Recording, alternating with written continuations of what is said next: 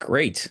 Okay, so we are going to get started. This is today's topic is the one step most organizations miss with Active Directory, and I'm honored to be presenting here. I'm Paul, and I'm here with Sean. I'm super excited to be here. Sean, you want to quickly? You're a man who does not need much. Everyone knows you, but why don't you go ahead and say a few words about yourself and introduce yourself, and then I'll introduce myself and go from there. Thank you, Paul. So I'm Sean Metcalf. I'm an identity security architect with TrustedSec. I'm also a Microsoft certified master in Active Directory, and I've spoken at a number of conferences focused on information security and hacking around the world. Over to you, Paul. Yep. And I'm Paul Sems. I'm currently the managing director at TrustedSec, responsible for a lot of the stuff we're talking about here, a lot of the hands-on hardening work that we do and helping clean up after an incident. So this is something that both of us get to dive into on a daily basis. Excellent. So with that, let's go ahead and get started. So the agenda today is going to be pretty straightforward. I'm going to be giving some story times. People who know me personally know that I like to tell stories, so I'm going to tell some stories. They're real world issues, some real world things that we've encountered. And then Sean's going to back that up and kind of go into some of the depth on those specific incidents and the lessons learned, and it's going to be really exciting to hear about that. And then we're going to, near the end of this, after those three stories, we're definitely going to be talking about that key issue. All of these things that we're talking about, these story time, all of this will build up to that one thing that people are missing. So that's what we're going to be doing. Let's go ahead and get started. So with the next screen here, I'm going to start with story time. So um, what we're going to be talking about, sadly, is dealing with a real world incident. Now, the names of the organizations are not going to be disclosed, but this was a financial organization. I'll tell you about that. They had a real world incident, quite a large organization. And they had recently had a third party come in prior to engaging with us. And that third party went ahead and did an assessment of their Active Directory environment and said, you know what? We don't see any users that are not supposed to be in your domain admins group. We look through that. Everything looks good. You guys are good to go. And then a few months later, maybe a month or two later, sadly, we got a call from our incident response team. They had to dive in and help deal with a real world incident. And then it was my responsibility to kind of help clean that up and remediate those issues. So when we were in there, um, the the data that I just told you by that third party was accurate. There were only about 3 people in the domain admins group. But what we had found out is that they had actively been using the administrator account for all sorts of things, for scripts, for just random access. And that was not in the domain administrator's account. It was actually outside of it. It was in the administrator's account. So I know that's nuanced, but that's where it was. And then we also discovered that they had engaged with a third-party help desk organization that had probably over 1,000 help desk employees on it. And that was done probably 20 years earlier. And for that entire time, that entire help desk group had been given the rights to actually having full domain admin rights. And so that's actually how they got compromised, as one of those users made a slight mistake and fell for a magic trick. I think we call those phishing attacks. And they exposed it, and the organization was compromised. So it's kind of crazy, that on one hand, someone looks and like, yeah, we should be good. There's no domain admins, but yet literally over 1,000 people had full domain admin rights. So kind of crazy how that happened. Sean, you see that same thing happening in your world all the time too. So can you tell us a little bit about how we'd actually go ahead and look for things like that and what we can do about it? Absolutely. So, as Paul mentioned, the key takeaways here are administrative hygiene and domain permission delegation. So, we're going to be looking at the default domain administrator account, the Active Directory admins membership, the Active Directory built-in groups membership, also referred to as the default groups, and the groups that are delegated full control permissions on the domain. So, the default domain administrator account should be kept as an emergency break glass Sean, we account. lost you there a little bit. Okay. The default domain administrator account should be kept as an emergency break glass account. The script linked at the bottom provides the information shown in the screenshot to help organizations better review their accounts. The password should be kept current. Login should happen as part of a notification process. It should be logged and alerted on. Since this is an account only to be used in an emergency, there should be no Kerber service principal names associated with it, which would make it a service account. It's important to note that renaming the account isn't a security approach. This approach does have the benefit of reducing false positive, unsuccessful logons when it is targeted by accident. We often find during an assessment that we perform an incorrect configuration on the default domain administrator account, which leads to security issues. The Active Directory admin accounts are those that are members of the domain administrators group, as Paul mentioned, and all those member groups that are in that group. The script linked at the bottom provides information on accounts that are Active Directory admins, as shown in the screenshot. Passwords for Active Directory admins should be kept current and changed whenever an Active Directory admin leaves the organization. In the screenshot, you can see there's a computer account listed. This should not happen and needs to be removed. Kerberos pre-authentication should be required for all Active Directory admins, and in the screenshot, there are 3 set to not require it. There's a pretty trivial attack method that can take advantage of this configuration, so it's very important to check and ensure that this is not configured. Active Directory admin accounts associated with people do not require and should not have a Kerberos service principal name associated with it. There are 5 service counts shown in the screenshot, and none of these require full AD admin rights. So it's important to determine the actual rights required by service counts instead of granting AD admin rights. During Active Directory security assessments, we almost always find a security issue with the configuration of Active Directory admins. So next up are the so-called built-in or default groups in Active Directory. The script linked at the bottom provides information on accounts that are members of these groups, as shown in the screenshot. There are groups that should remain empty, so account operators, group policy creator owners, print operators, and schema admins. The account operators group has default permissions that are highly privileged. The group policy creator owners group have default permissions to modify group policy, and print operators are specific to the printers associated with the domain controller, which should never happen. Print servers and printers should not be attached to domain controllers, and domain controllers should not be operating as print servers. So the print operators group should be empty. Schema admins should remain empty except when updating the schema. And backup operators has default permissions to backup and restore Active Directory, and this group should be limited only to service accounts that require this right. DNS admins should be empty except when other accounts or accounts other than Active Directory admins require DNS admin rights. And finally, server operators have default administrative rights on domain controllers and should be limited. We often find an issue with the default 80 groups as part of our Active Directory security assessment, so this is a pretty common finding. When permissions need to be delegated in Active Directory, all too often this action is performed on the domain root instead of delegating permissions further down in the OU structure. This is typically performed to solve today's problem, which often has implications in the future.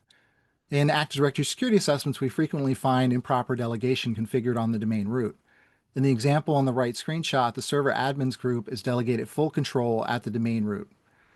In the bottom screenshot, we see that workstation admins is delegated full control on all computers in the domain. Both of these are incorrect security delegation that should be removed and configured further down at the OU level. So now we focus on our immediate actions, these things that we can do today, this week, next week to improve AD admin account security. We can limit the accounts in privileged AD admin groups. So as Paul said, not just noting what the number is, how many are in these groups, but also what they are and who's using them. There should be no shared accounts, such as the example that Paul mentioned in his story. We want to make sure that every account has its own identifiable account associated with that person. And we want to make sure that the admin accounts configured in the environment have current passwords. So there shouldn't be passwords that are 15 years old because it's very likely that password is not a good one. We want to assume that no service counts need to be in AD admin groups. When we start with that assumption, we start questioning what are the rights that the service counts should have in the environment. Oftentimes we see that an account is added, service count is added to domain admins because it needs the ability to support VPN. But when you dig into it and figure out what exactly the rights are that are required, it just needs to be able to reset a password for the user on their behalf. Or another example is the ability to add a computer to the domain, which is something that can be configured through a group policy edit. We also want to ensure that no admin accounts associated with people have Kerberos service principal names. Only service accounts should have Kerberos service principal names. We want to make sure that all the AD admin accounts associated with people have the sensitive bit set on those accounts and are members of the protected users group. Well, eventually. That's not something necessarily that can be done very quickly. At the end of the slide deck, I have a reading section, and in that there's a tool called PowerPug. So that's Power PUG, written by Jake Heldreth, that helps walk through the steps of getting all the AD admin accounts associated with people in the protected users group. And then finally, it's important to disable the accounts that are no longer in use. If someone is leaving or has left the organization, we want to make sure their account is disabled and removed from those privileged group membership. The immediate actions for domain level permissions, we want to review the security permissions configured at the domain root. These are very important, and frequently we find security issues when we perform our Active Directory security assessment. We want to scrutinize permissions like generic all, because that's full control. Right DACL, which is change permissions. Right owner, which is the ability to change the owner. And DS replication get changes all, which has some very interesting capabilities within the Active Directory. It's important to ensure that the granular permissions are delegated at the OU level where it makes sense instead of at the domain level. Back to you, Paul. Cool. Thank you. That was great. So just Sean, real quick on that, there's we wanted to make sure that there were some links there. So right, so when we do the presentation, the PDF version of it that we're going to put up, people will have access to those links to run those tools themselves, which is really cool. So I want to make sure that awesome. Cool. Yeah, there's a lot there, and there's a lot of detail in there, and I'm glad you guys are joining us for this because these are important things, and it's not like we see these once in a while. We see these consistently, and there's a reason for that. And actually, I'm going to get into that with this next story.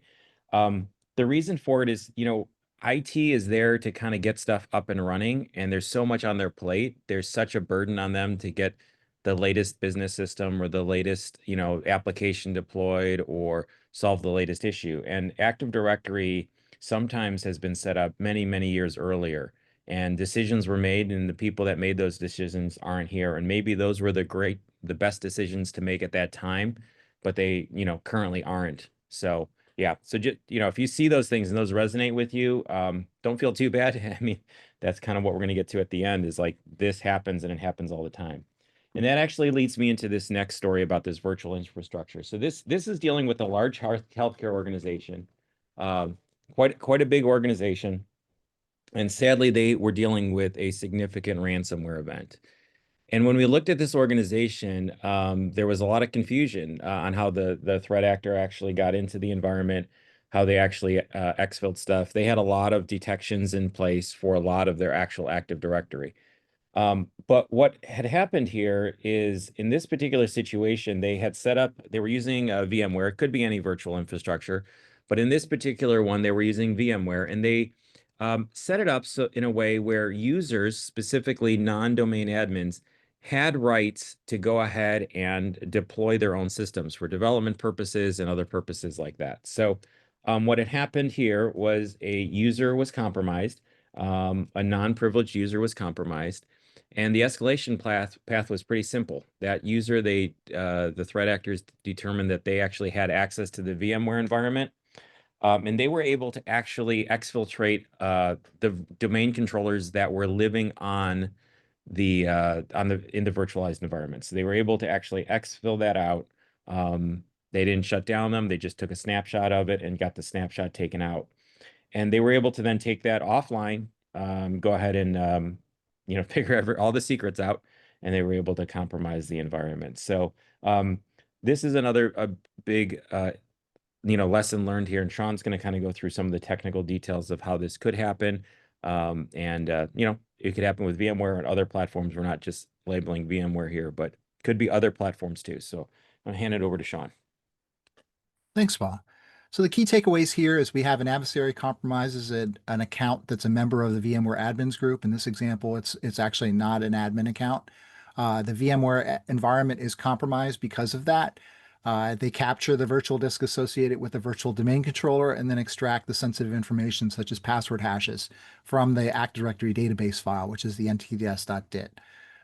So for example, when we're looking at our VMware admins group, could be called VMware admins, could be called ESX admins.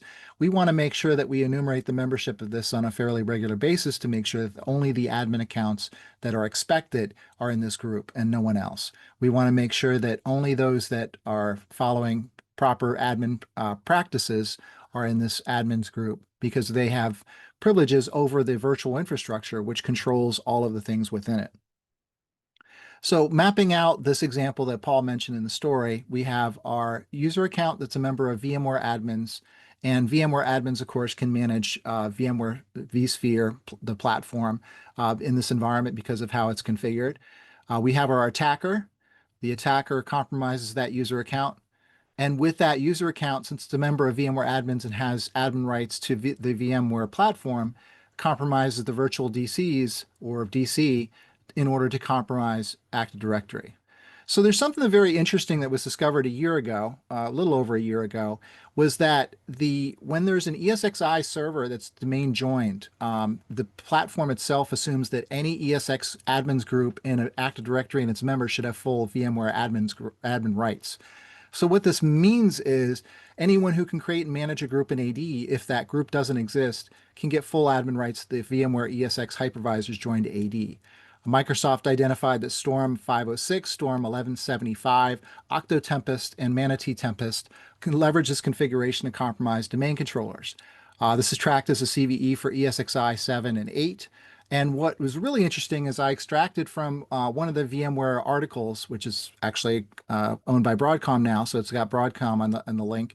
But it notes that by default, the ESXi host joined to an Active Directory domain queries the domain for the ESX admins group, and this behavior is not configurable. So this is something that it happened automatically. It would look for this, and if it's there, then that group would have full admin or be given full admin rights. So very interesting, something to definitely to look into in your environment. Ensure that this patch is applied, which is an update for version 7 and version 8. And also, it might be a good idea to go ahead and create that ESX admins group if it doesn't already exist and make sure it's protected. So the attacker capability here is that the attacker actually wants to get access to the ntds.dit in this example. So they have the options, they have several different capabilities and options. One, they can snapshot the existing virtual hard drive and then extract the data. They can create a clone of the virtual domain controller and capture the Active Directory database from there.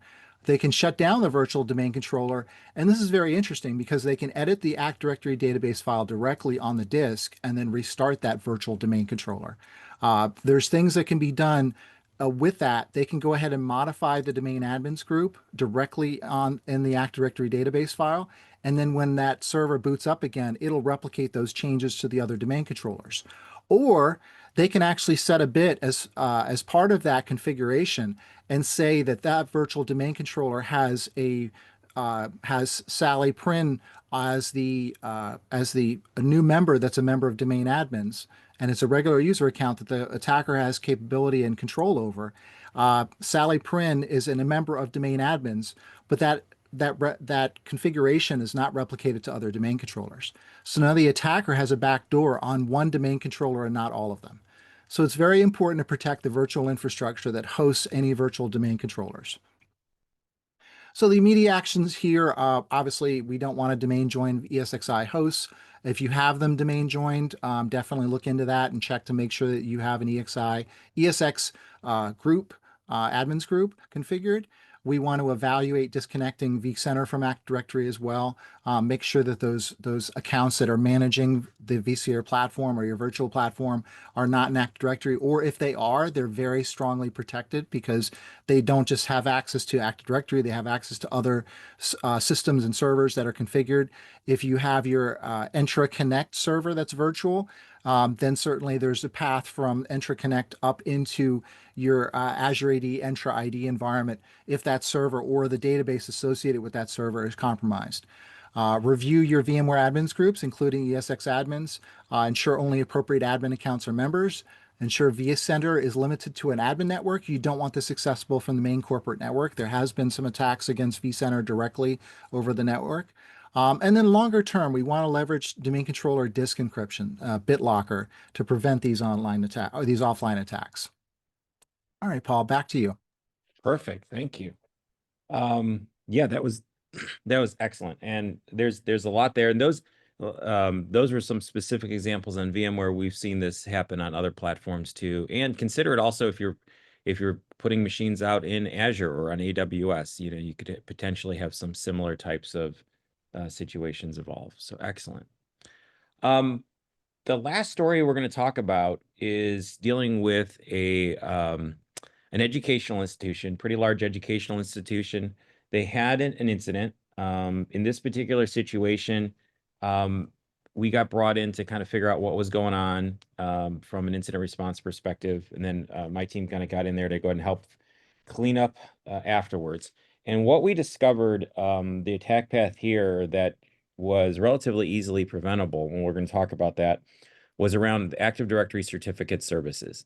In fact, our own Trusted Sex, Justin Bollinger, has a lot to say about this too, and there's a lot of cool stuff on our website, and there's a lot of information, and we're really close to this. But in this particular situation, this is where, again, the certificate service was set up many years ago. It was set up in a way where the main root certificate was just like, hey, we need to get this solved. We're going to let it expire 20 years from now. So for 20 years, it's just going to sit there. No one actually is doing anything with it.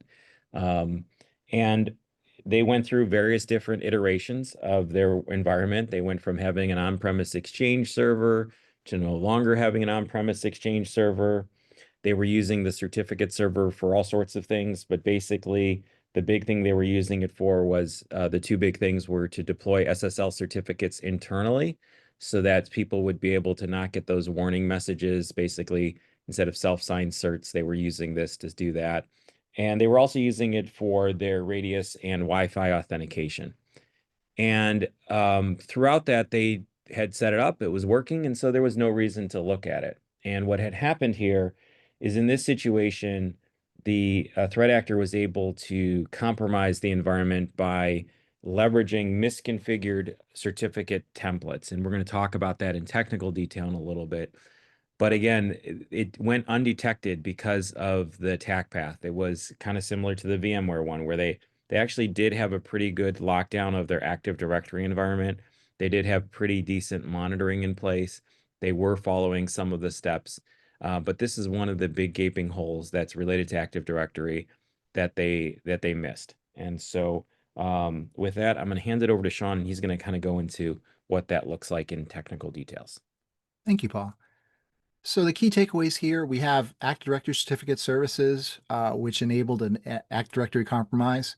There is no auditing configured in Active Directory certificates or ADCS by default, which is a big miss. None of the options for logging are selected, and really all of them should be. The default ADCS settings are not secure. So that's another problem with ADCS, especially when we click next, next, next and configure it. There are dangerous configurations with ADCS templates that are easy to create in the environment. These template options include who can enroll or auto-enroll, the certificate purpose and approved use, who the certificate is for, and if that approval is required or not. If a normal user can specify the subject of the certificate, that user can request a certificate on behalf of any other entity in the domain, including a domain admin or domain controller. So we found at least one certificate that matches this description in about 95% of the environments we've assessed that have ADCS. So one of the key things here is that there are default configurations in the environment, and there are certificates that are created in order to support other scenarios, such as VMware, such as the mobile device management, and other scenarios where sometimes those certificates are set to auto-enroll or just automatically happen. But there's some problems with those. So the best way to identify and resolve this is through a tool called Locksmith, which is a PowerShell tool developed by Jake Hildreth. The link is at the bottom of the screen. And so what's interesting about Locksmith is I went ahead and set up ADCS in my lab. I went ahead and click next, next, next, next, OK, and finished. So I went ahead and ran locksmith in the environment. It went through and checked for all the currently known and understood issues. And as you can see here, there, it's checking for dangerous ESC1, ESC2, ESC3. There's edit if attribute subject alt name 2 enabled, which is about in the midway. That's actually a situation that Microsoft says should not be configured, but that's often configured, probably in about 40% of the environments we look at that have ADCS. Looking at non-standard admins on the certificate authority configuration, looking at the HTTP-based certificate enrollment, looking at the security, the actual ADCS templates that potentially have dangerous configurations. So what's very interesting about this is running Locksmith in my lab, it identified a number of issues right out of the box. So if your ADCS has not had a security review or you haven't run something like Locksmith against it, I definitely highly recommend that you do because it's insecure out of the box. So these are issues that I found just by installing ADCS and not doing anything further with it. So running Locksmith in the standard mode will go ahead and identify a number of issues. But running it in mode one, so run Locksmith with dash mode one, it will go ahead and provide information on how to actually fix the issue. So you can see here under the fix section, it has a cert util command that will go through and actually fix the issue, in this case with auditing. It will turn on auditing on the CA server that I have configured and ensure that it's configured correctly. It will also do the same thing as for this fix here, which is a permission issue on the configuration. Here it says account operators has generic all. Another great reason and example why you shouldn't use account operators in your environment. Microsoft says don't use it, so it's best not to use it. Back to you, Paul. Excellent. Yeah, so we're going to jump into this. Actually, can I'm going to go back a little bit on the certificate server one. So getting that set up right away, that's really, it's interesting to me, and we'll have a little bit of dialogue here. All that's by default, right? I mean, it's kind of that insecure by default is we're hearing that every single day, right? And people are trying to get it set up. It's so touchy to get things going right. You know, encryption is a scary thing for people. So, Sean, do you see that too? I'm just kind of like, that it's scary for people to touch their certificate server, right? Because like, Oh, absolutely. I mean, or there's always the concern of it's working now. Why should I mess with it? And that's one of the great things about Locksmith, because it provides the information on how to fix it. Now, granted, you should run any tool or any fix in your lab first to ensure that it configures the way it should. We have had situations where the certificate that we've identified is concerning. It has a potential security issue with it, but it cannot be fixed today. It has to be fixed in the future. How do they get to that point? There are some things that can be done. Certainly, there's companies that you can hire to help look at ADCS and get things resolved. TrustedSec, we're one of those that works with that and understands these issues. But certainly, it's one of those things where you can run a tool like Locksmith, get an idea of how bad it could be, yeah. and then maybe talk to a company that can come in and help you resolve those issues. Yeah, absolutely. Yeah, great point. And it's yeah, I mean it could be relatively straightforward to fix, but sometimes, you have to capture logging, you have to wait for events to happen, you have to wait for renewals, and sometimes even the core infrastructure of how the certificate services are set up without an offline route and something like that can also be bigger issues. So, excellent. Absolutely. Yeah, one of the things I love about Locksmith is it also gives you a risk score. So you can see here, there's a risk score for a certificate or Mm. for the auditing not being configured, a risk score of 3. The permissions for account operators is a risk score of 4, and it even shows you how it got to that risk scoring. Yeah, that's awesome. Yeah, it's a great tool.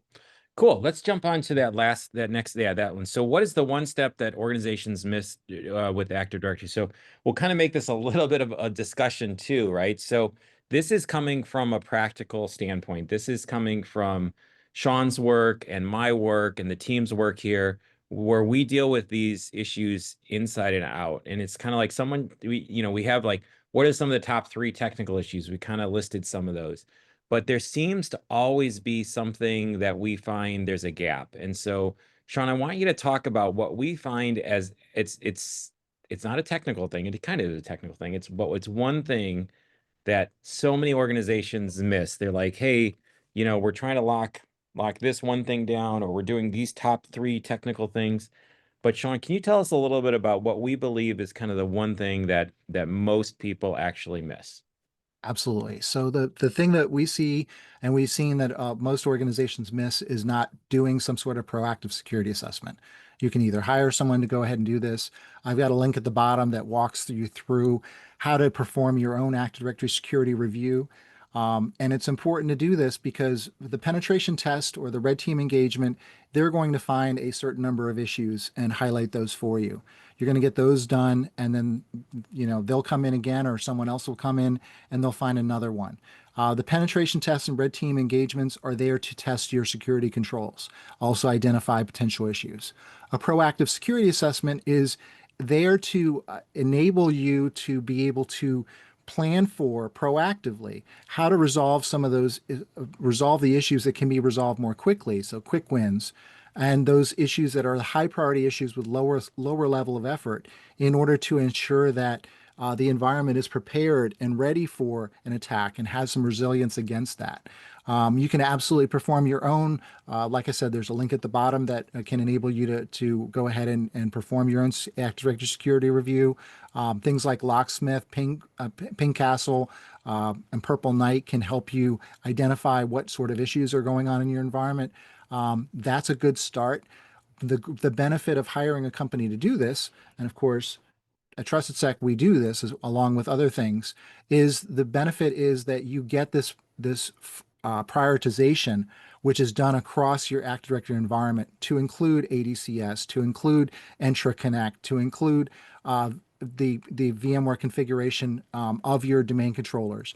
These things identify and prioritize them in a way that enable you to work with limited resources more effectively and resolve these things more appropriately and in a way that can be done with your limited resources and more efficiently. Mhm. So at Trusted Sec, we have our Active Directory Security Assessment at ADSA. We have a Microsoft 365 Cloud Security Assessment, or MCSA. We also look at certificate services. We look at endpoints and Intune. We look at backup infrastructure. We look at Azure infrastructure, AWS infrastructure, and then we have professional services for more custom solutions, depending on what the challenges that you're experiencing and how you want to get those things fixed more easily. Perfect. Yeah, and real quick on if we go, can we go back to that? Yeah, thanks. That's like so another thing there is you mentioned it, but I want to make sure we drive it home is that those tools, there are definitely tools out there that can help. And we again always recommend that people use those. But again, running that tool one time and having it out of context is like seeing words on paper, but not reading the whole book. So we can give you that whole book. We're reading the book every day. We're in there, we're finding the context, we're seeing how things relate. You may have additional controls that you have in place that make some of those priorities change, or you may be lacking some controls, or you may have a unique situation. We run into clients all the time that have very, very unique situations where their environment is something that we don't see that often, and it causes some concerns where if you ran the regular tool, it might say, hey, everything is good, but that tool may be giving you false positives or false, or um, not giving you the information you need. The prioritization is an absolute key point of that. So yeah, those are really good. This slide here does have a lot of the things if you're interested in areas where we can help you with. But these security assessments are just that. In an order of operations, we want to do these security assessments to figure out where you're at, to kind of figure out what needs to be done. Then you can go ahead and take that away and you work with your own team to go ahead and proactively lock those down. If you need additional assistance or you want some expertise to kind of leapfrog things, we offer that also. And then you can go ahead and get it validated, get your pen test done, and then make it much harder for those folks to get in, which is what we want. So the real and the simulated. So cool. Yep. Let's go to that next slide. Thanks. So, it's critical to identify. Oh, this is what I was about to say before Active Directory ones. The slide is right there, and I just used the other one. So, yeah, building a plan and trying to get these resolved is super important. We have methodologies at Trusted Sec that we use all the time to reduce the impact to your organization so that we know when, if you're dealing with, let's say, you have to deploy, fix your certificate services, right? So it's like, well, we haven't touched that in a very long time. We're a little hesitant to do that. Our team can kind of come in there, help you with that, design it, capture the right logs, see what's going on, and then do that in a very safe and secure way. So excellent. I do know that there are some questions. So I want to open up anyone else that has some questions. If we go to the next slide here, I think it's Yeah, real quick, Paul, oh, sorry, yeah. I added in one other Oh, slide oh, here. yeah, So we have another slide. perfect. A Basically, I published an article through TrustedSec. It just dropped yesterday, and this is on how to detect password spraying with no false positives. So definitely check that out. That can help Oh, you cool. identify very common attack method in most environments used by pen testers, red teamers, and attackers called password spraying. So that's something that just dropped, and so it's available. Go ahead and check that out on trustedsec.com/blog. Oh, awesome. So bonus content that I didn't even know about. That's Exactly. sweet. I love surprises. So cool. That is great. Actually, leave that up there for a little bit. Okay. Let people absorb it. That's cool. Um, so yeah, we're gonna open it up for some Q&A. And let's see what's going on here. Is one of the questions I get to answer that one live. I'm gonna do the live one. I'm doing it live. Yeah, we're gonna do more of these. We're probably gonna do a couple different varieties of these, but your feedback is always important. So if you want to contact us and let us know, we're probably planning to do one that's really a really high technical deep dive where Sean can really explore some of these issues in depth. And then we're also probably going to do some other ones that are more story time, kind of sharing some real world things. The reason we do the stories is so that you can relate to them and you can kind of help communicate the importance of these things to the people in your environment, right? We know these things cost money, and but we also know that if we can get you the resources you need to secure your environment, we're gonna feel better about ourselves. That's really our goal here at Trusted Sec, is to help secure people in their environments, and we really love doing that. So great question. Um, let's see, what else do we have in the Q&A bucket? Sean, are you seeing some of those in that, Kim? Oh, there's a lot in here. Um, let's see, Sean, if you want to tackle any of those, let me know. Yes, okay. Uh, I can tackle it, or Sean, if you want to tackle that privileged access management like CyberArk to manage some of these privileged AD accounts. Do you want to chat on that one, or do you want me to jump on it? What would you like to do? Go ahead and you start with it, Paul. All right, cool. So read the So, question first yep. and then go ahead and give the answer. What's your opinion on orgs using enterprise level PAM solutions like maybe CyberArk to manage these privileged AD accounts? I can tell you that they are definitely a good thing to use if, with a caveat, if configured correctly. Most of the time they are, because they're hard to misconfigure the wrong way. But yeah, if they're used correctly, they definitely can have a positive impact. Again, um, what I mean by not being used correctly is, hey, yeah, we have accounts set up and then they're not rotating the passwords properly, or one of your admins happens to be copying and pasting that into oops, I have sound playing through somewhere. I don't know what that was, but maybe they're copying and pasting the password into Notepad and leaving that Notepad open and not rotating it. So yeah, there are some downsides to there, but Sean, if you have some input on that, that would be great. Absolutely. I mean, I think something like CyberArk can be great for managing um, service counts, managing the accounts that are tough to ensure that they get changed on a regular basis or are kept current. Some of the issues that we've seen with CyberArk and other PAM solutions is that those solutions themselves are not secured as well as they should be. Mm. We've seen user accounts or non-admin accounts that are members of groups like CyberArk admins. We've seen some misconfigurations around the PAM solution itself. So definitely recommend that when you put your eggs into that other basket, that Yep. basket is very well secured.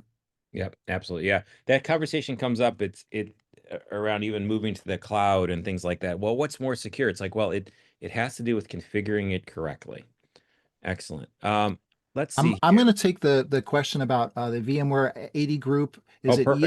EXS? Is it ESX admins or ESXi admins? Slides say ESX admins, but NIST says ESXi admins. So I just looked that up, and basically the article that I referenced says group lookup failed for 80 domain name slash or backslash ESX admins. So according to VMware, it's ESX admins. Um, so maybe NIST has this incorrect. The Microsoft article at the bottom of the slide that I have, which again will be available afterwards, shows the attackers using the netlocal group or netlocal command in order to add the. I'm looking it up while I'm saying it. Yeah, so Uh, the command is netgroup ESX admins slash domain slash add and then the username add. So it's definitely ESX admins as configured in according to the Microsoft article that highlight this out, as well as the VMware article, both of which are referenced in the slides, which we'll make available after this webcast is recorded. perfect. I'm gonna answer those. Should both be proactively created and locked down per the thing, the instructions are there. Yep, we want to do that and lock those down. There's another question here. Can we have domain admins as part of the protected users AD group? And is this best practice? Is protected users? Great question there. Sean, do you want to deal with protected users and the advantages there? Sure thing. Yep. So protected users provide several different benefits. It reduces the ticket time that's available for the Kerberos ticket. So it drops it from 10 to, I believe, 4 hours. And then the other thing it does is it prevents any authentication other than Kerberos AES. So no Kerberos RC4, no NTLM authentication. And it also prevents the password being cached locally for instances where the domain may not be available. So these are some key benefits of hardening your AD admin accounts, and it's really strongly recommend that you do that. I do have a reference point for PowerPug at the end of the slides, and again, the slide deck will be available after this call. Perfect. Looking through some of these other questions here. I think we're going to have to cover PAM solutions in another Yeah, webcast, Paul, because there's a lot of questions about that. So I think yeah, we'll that looks definitely like do that's that. a good one. Yeah, we're going to cover those differently. There was the one you specifically related to this. I'm looking through all of these. There's one specifically on the DNS admins. Do you want to talk to that one? I have, that'd be a good one, I think. Why DNS admins? Because that's kind of the root of Active Directory. It's some DNS records. So Tony talked about that being Yes. particularly. Yeah, we recommend that you don't use DNS admins to delegate out DNS to your non Active Directory admins. Active Directory admins should be the ones that actually manage DNS. There are environments where this is delegated out and the DNS admins is necessary because of the way they're delegated. But in most scenarios, we'd like to just have your Active Directory admins be the ones that manage DNS. I don't know, Paul, if you want to add to that. Yeah, that's exactly right. Yeah.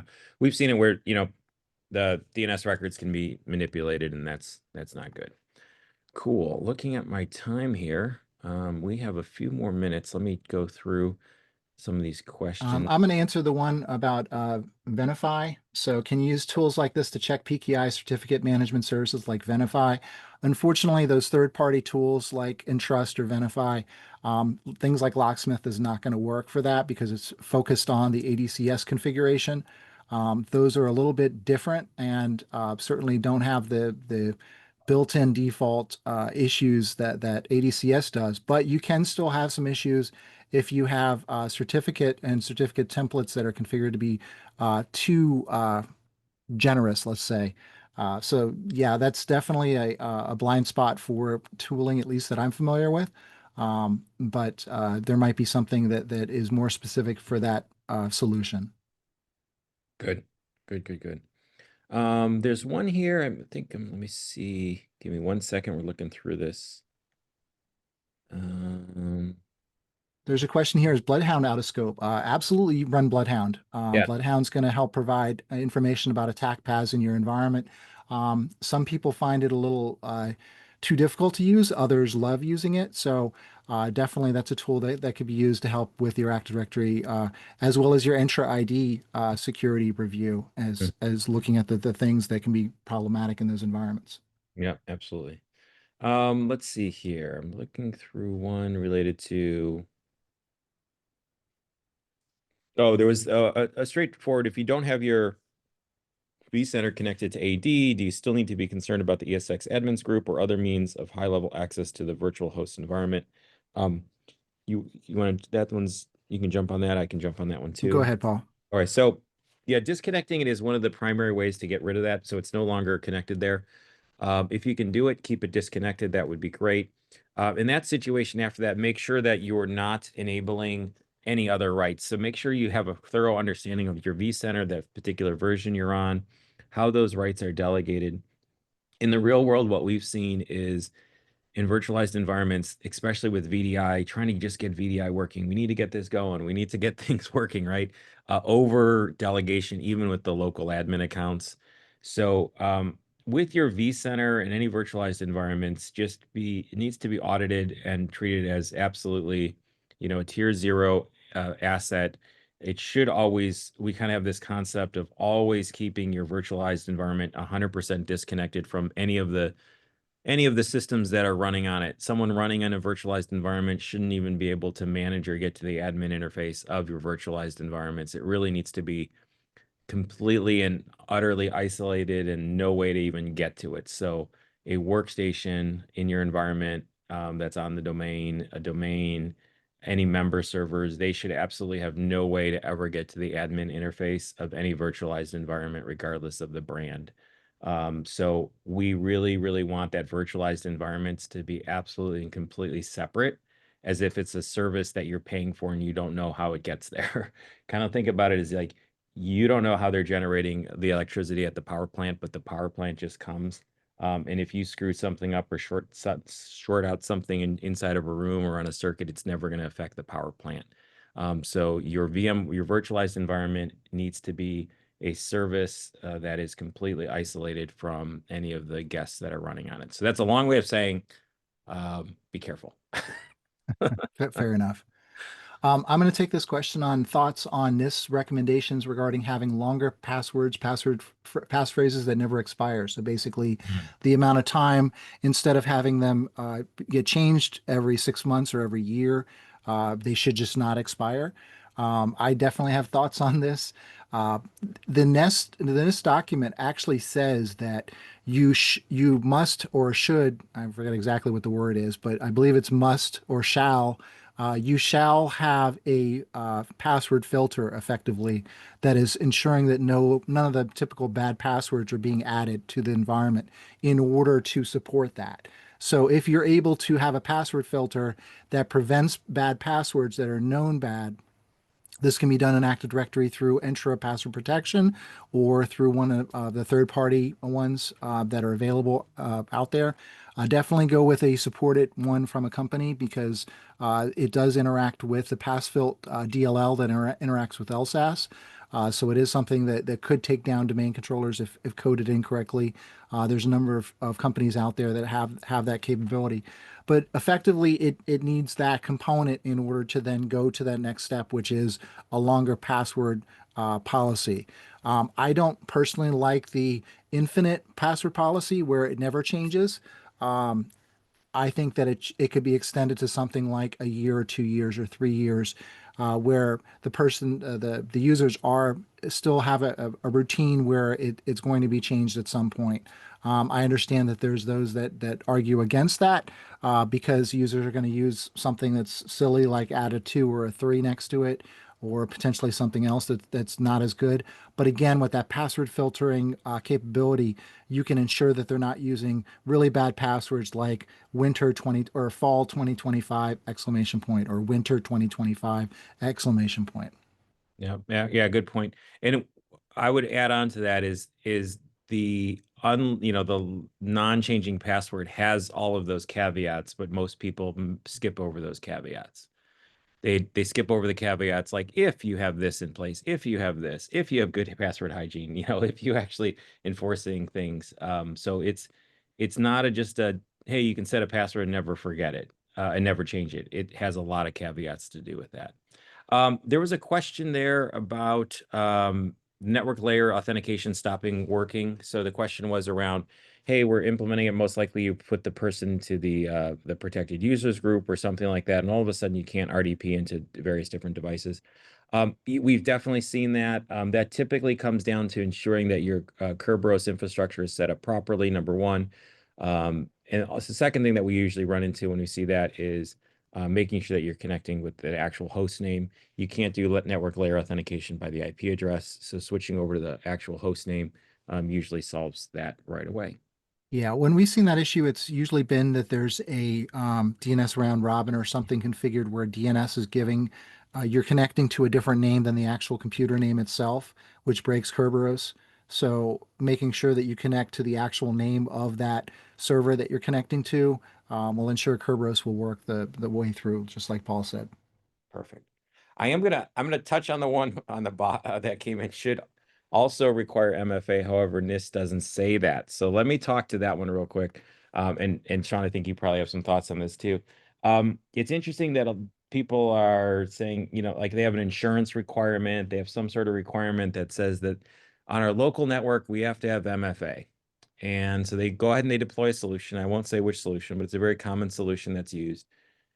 And that solution does present the user with an MFA prompt when they, sit at their computer and they go from there. Maybe it presents an MFA prompt when they RDP in. But if someone actually tries to bypass that with a very simple technique like using PowerShell and just putting a password, those MFA technologies in Active Directory don't really work. And pass the hash still happens, and all the other attacks still happen. So it's somewhat of security theater if not implemented correctly, and you don't have those other methods locked down. So that's kind of what my 2 cents are on MFA on a local environment is yes, it definitely is good and can slow an attacker down, but at the same time, it has to be done as a comprehensive solution. Yeah. I'm going to do this one last question. What are the best practices for automating deployment of new servers, joining the new server to the domain and then moving those new servers to different OUs? How should this be done, and how should the low privilege account be configured to perform the domain join and move of computer objects? So yes, absolutely. You can identify and configure through group policy who what account has rights to join the computer to the domain.